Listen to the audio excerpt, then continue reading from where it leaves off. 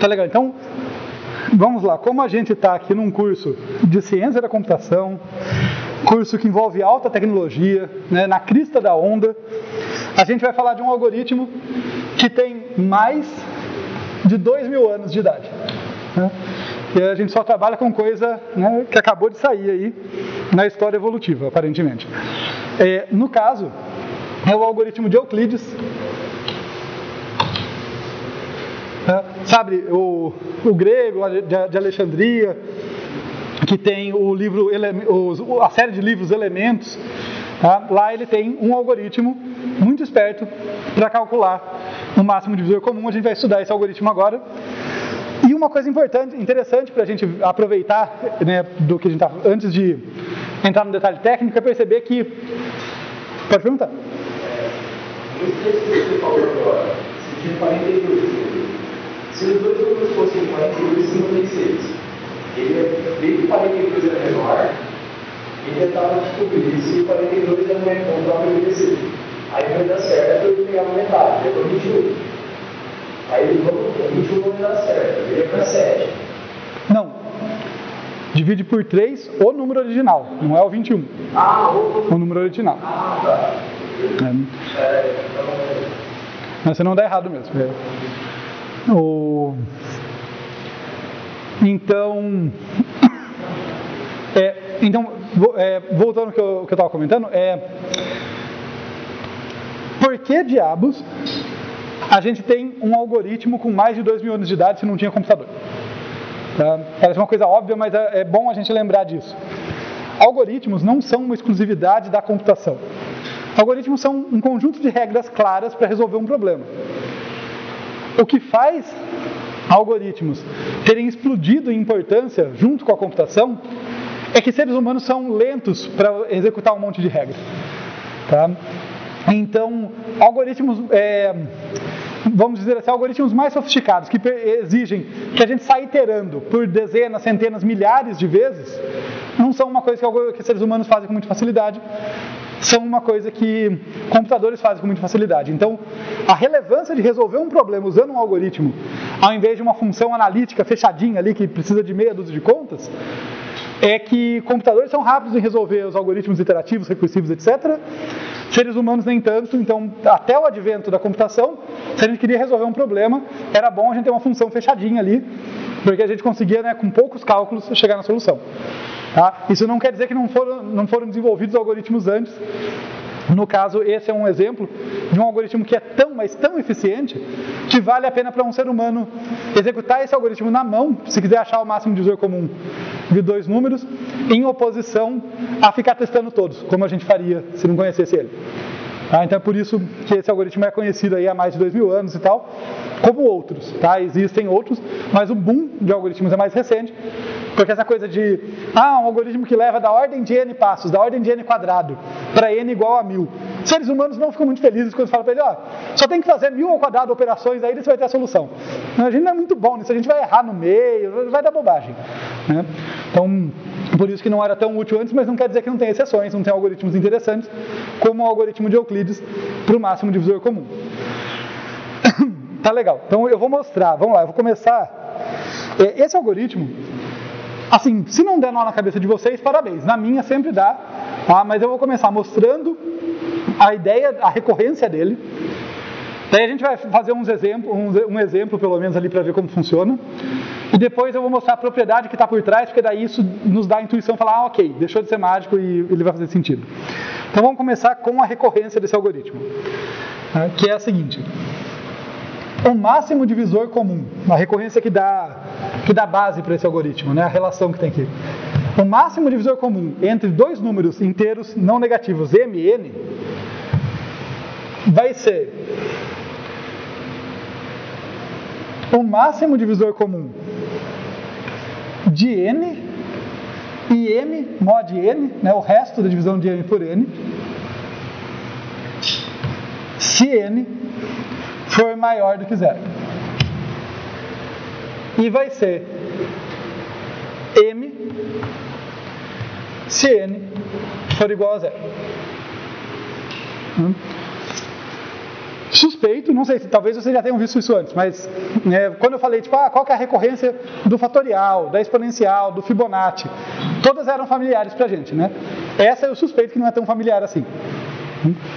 Mas essa recorrência que vai dar origem ao nosso algoritmo recursivo, que a gente vai ver que é bem eficiente. Mas vamos ver aqui por quê, então. O máximo divisor comum de MN, ele está dizendo para a gente que é igual ao máximo divisor comum desses dois números aqui, do N e do resto da divisão entre M e N. Tá? Se o N for maior do que zero, e é o próprio N, se N for igual a zero. Como eu falei, deixa eu começar com um exemplo, só para ir amaciando aqui para a gente. Então, vamos calcular o máximo divisor comum de 12 e 18. Né? Esse aqui está fazendo as vezes do M, esse aqui está fazendo as vezes do N, nesse caso. Né? Como que vai ficar isso aqui? Vai ser seguindo a regra.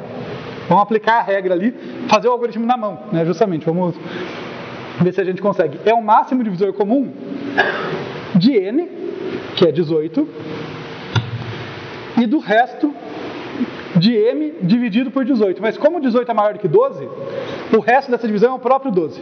Tá? Então isso aqui vai simplesmente inverter eles. Tá? Isso é sempre o que acontece. Se eu começo com o menor elemento aqui, a primeira operação da regra só inverte eles. Tá? Porque por definição, o N que estava na segunda posição vai para a primeira, e aqui eu faço uma operação de resto, mas sempre que eu tento dividir um número por alguém que é maior do que ele, o resto é o próprio número, né? Eu não tiro nada dele. Então é isso que acontece aqui. Ok, feito isso, agora vai começar a ficar mais interessante. Aplicando a regra de novo, MDC de 12, né? O cara que era o N vai para lá, e o resto de 18 dividido por 12. 18 dividido por 12 vai dar 6. Beleza? Aplicando a regra de novo, né? Afinal é recursivo, então vai ser o 6 aqui, que estava na posição do N, vem para o M, e aqui, resto de 12 mod 6, que dá 0. Divisão de 12 por 6 dá exata, o resto é 0. E isso aqui vai dar 6, vai cair no caso base, né? Se o N é 0, é o próprio 6. Ok? Sempre que eu vejo isso, não é a primeira vez que eu vejo, mas eu fico um tempo, fazia tempo que eu não dava essa disciplina, fazia tempo que eu não via esse exemplo. Eu olhei e falei, por que mesmo isso funciona? É sempre uma surpresa. Tá? Parte do nosso trabalho aqui é desmistificar isso. Eu quero que vocês entendam, tá? Não só saibam fazer o algoritmo, mas entendam de onde vem. Mas a princípio é sempre meio místico isso aí. Tá? Então deixa eu começar a desmistificar.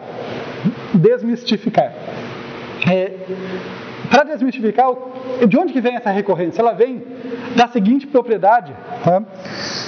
Que a princípio não é nada óbvio, que é o conjunto dos divisores comuns desses dois números é igual ao conjunto dos divisores comuns desses dois números.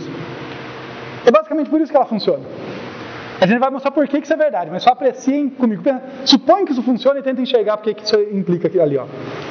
Imagina que o M tem um conjuntão lá de divisores, igual o 20 aqui tinha certos divisores. O N tem outros divisores, igual o 12 que tinha outros divisores. E os divisores comuns eram os que eu destaquei. O que eu estou afirmando é que dá para provar, e a gente vai mostrar isso, que todo mundo que é divisor de M e também de N é divisor de N e de M mod N. Os conjuntos têm o mesmo tamanho, têm os mesmos elementos. Então, quando eu faço essa aplicação da regra, basicamente eu não perco ninguém. Não perco ninguém, inclusive não perco o máximo. Né? Se todo mundo está lá, tudo bem? Então, essa propriedade que vai ser chave e a gente vai mostrar ela agora.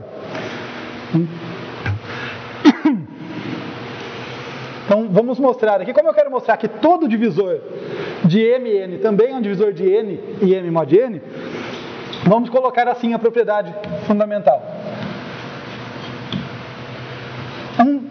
Um valor D qualquer, aqui um inteiro D, divide M e D também divide N, C e somente C, né, tem uma relação de ida e volta, se D divide N e D divide o resto de M por N. Então quer dizer, se o D é um elemento dos divisores desses dois caras, ele é um elemento dos divisores desses dois caras. e vice-versa, né? Se tem eu nem tiro, nem coloco divisores novos. Os conjuntos de divisores são idênticos.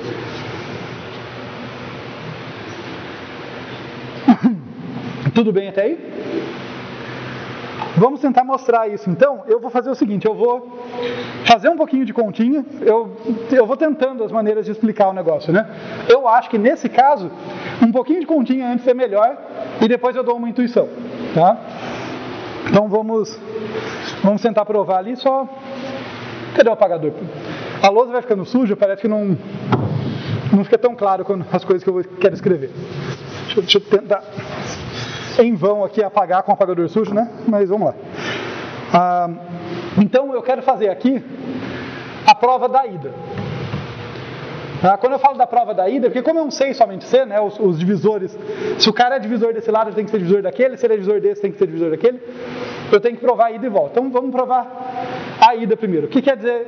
Quer dizer que eu vou supor como hipótese que isso e isso é verdade, e vou tentar concluir que isso e isso é verdade. Então vamos lá, D divide M.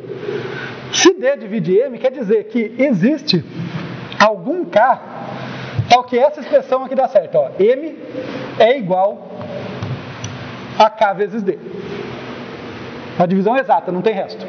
Existe um K tal que M é igual a K vezes D. Vou até fazer com cor aqui para conectar, né? Isso aqui liga com isso. De modo semelhante, se D divide N, quer dizer que existe algum P tal que N é P vezes D, onde K e P aqui são inteiros, tá? Então, para divisão exata. Quer dizer que se D divide N, isso aqui tem que existir, também não tem resto ali. Tá bom? Então, M pode ser escrito como um monte de Ds, né, como KDs no caso, e N pode ser escrito como um monte de Ds também, como PDs. Beleza? Concordam que esse cara sai direto, né? Porque já está na minha hipótese, olha, D divide N, então é óbvio que D divide N. Então o que eu tenho que mostrar mesmo é que D divide M mod N.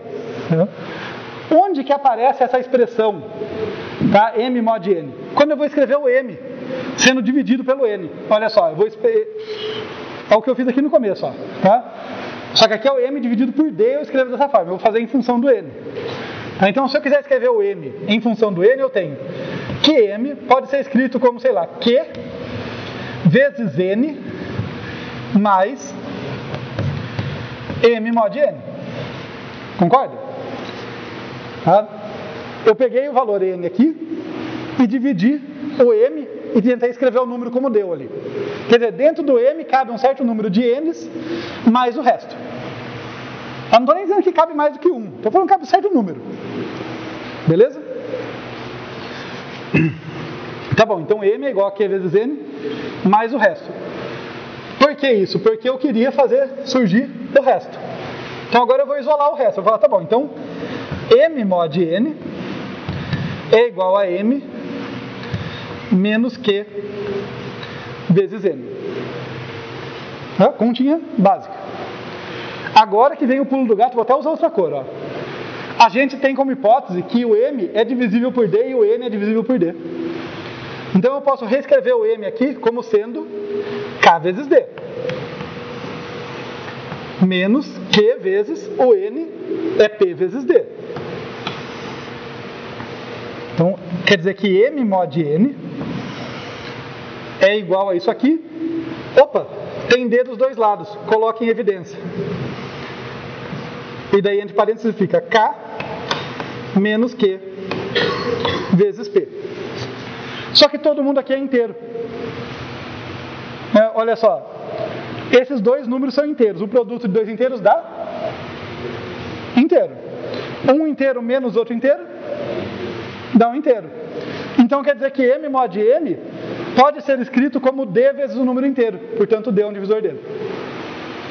Então nós mostramos, olha, eu parti da hipótese que D era um divisor do M e do N, e eu mostrei que dá para escrever o resto da divisão de M por N em função de D. Então ele é um divisor dele também. Tudo bem?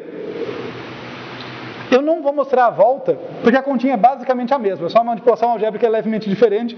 Essa é, basicamente, isso é a minha hipótese também. Daí a minha hipótese não vai ser isso, ela vai ser que M mod N pode ser escrito como K vezes D. E eu quero chegar no M. Então é só com a construção ao contrário, mas é muito parecido, tem nas notas de aula. Fica como exercício, inclusive, porque é muito parecido com o que vocês viram. Então vale organizar as ideias. Tá, vou até escrever aqui a volta. Fica como exercício. Vocês podem tentar e qualquer coisa tem nas notas de aula e tal. Mas, primeiro, alguma dúvida sobre a demonstração? Eu posso dar uma intuição agora que eu acho que é bem-vinda. Do mesmo jeito que eu comecei aqui fazendo figurinhas, vamos fazer uma figurinha aqui que eu acho que ajuda a interpretar o que está acontecendo ali. Espero que dê tempo, mas vamos lá.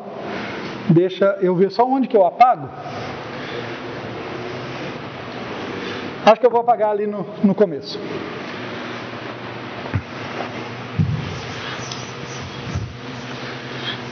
Então, basicamente, o que eu estou dizendo? Vou fazer para dar a intuição da ida mesmo ali, tá? Da relação. Se eu tenho que o M é divisível por D, quer dizer que o M, vamos lá que ele é um bloquinho assim, ele pode ser escrito como um certo número de bloquinhos de tamanho D. Tá? Então, isso aqui é o M e isso aqui tem comprimento D. Tá? Ele tem aqui um número de bloquinhos de comprimento D dentro dele. É isso que significa ser divisível por outro, né? Se o N é divisível por D, quer dizer algo muito semelhante para o N. Então o N aqui é um outro carinha, sei lá.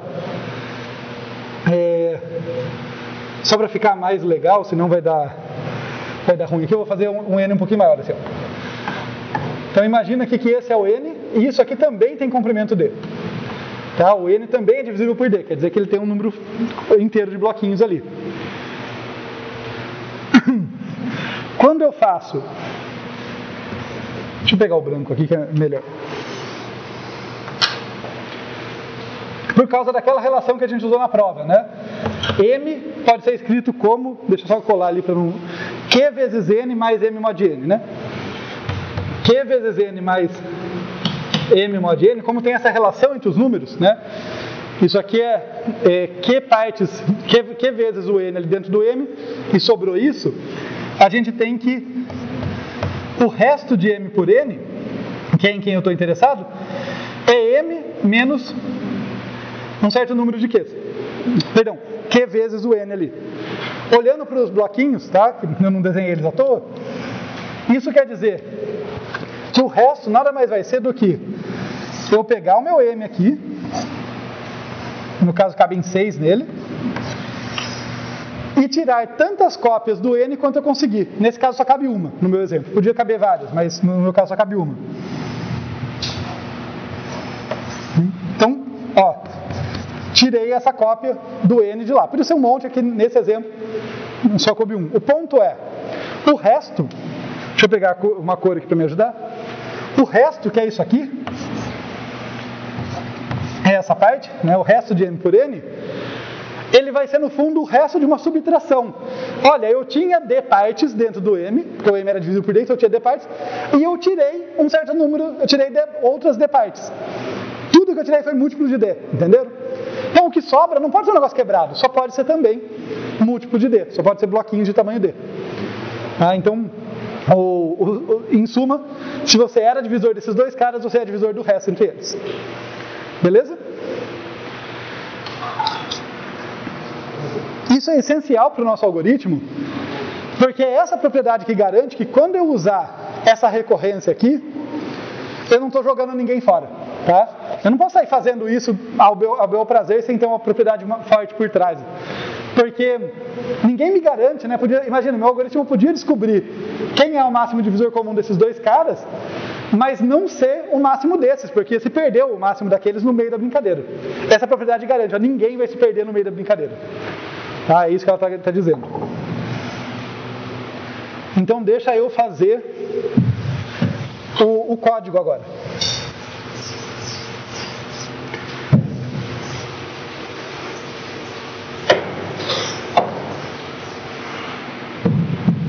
Só uma pausa para checar essa sanidade. Assim, estamos bem, gente? Eu sei que não é trivial, mas não é um algoritmo óbvio, é um algoritmo que depende de uma propriedade que não é óbvia, né? Mas tudo bem, a partir daquela propriedade o algoritmo ficou, a recorrência, melhor dizendo, ficou um pouquinho menos mística, então fez um pouco mais de sentido. Uma vez que a recorrência seja verdadeira, tá? Partindo do princípio que ela vale, então, né, a gente estava mostrando que ela vale, mas partindo do princípio que ela vale, eu derivo um algoritmo recursivo bem direto dali, né? Eu vou chamar aqui o MDC de M e N vai ser o quê? Bem, primeiro verificar caso base, né? Se N é igual a 0, devolva M. Se não for o caso, devolva